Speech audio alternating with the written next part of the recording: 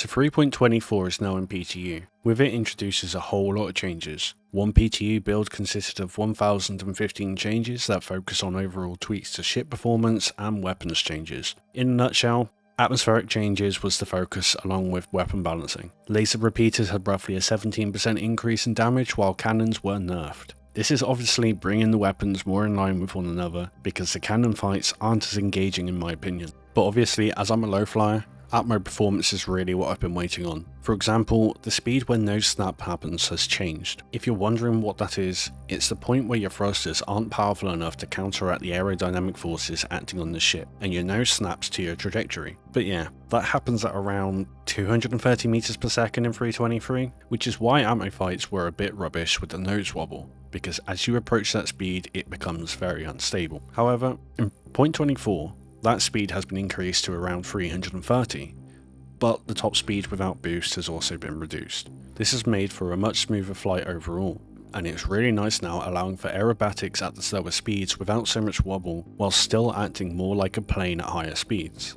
There are also two new locations on Daymar, called S2B, FOB 2 and 3. There could be some other new locations around Stanton, but I basically live on Daymar, so who knows. These consist of what looks like to be an FPS area with each location having a pad that didn't work when I looked. I'm not sure if this is because glitches or they haven't been activated by COG at the time of the recording. As for the hangars, they're pretty nice. I personally don't care much about them right now, but I'm seeing a ton of people enjoying having that personal space that they can customize and show off. But my biggest gripe is the speed of the hangars. It takes a good amount of time for the lift to go down, the doors to close, then open before the lift brings your ship up. However, this can easily be avoided by using the ASOP terminals where we already have them, which is a very nice touch because having to wait a couple minutes to get in your ship will become a chore after a few times doing it. The hangar queue obviously needs some work on it. It's going to be a nightmare when server meshing is in and there are a lot more people loading in. I hope this gets addressed in the future, but till then it would be really nice to get them in stations.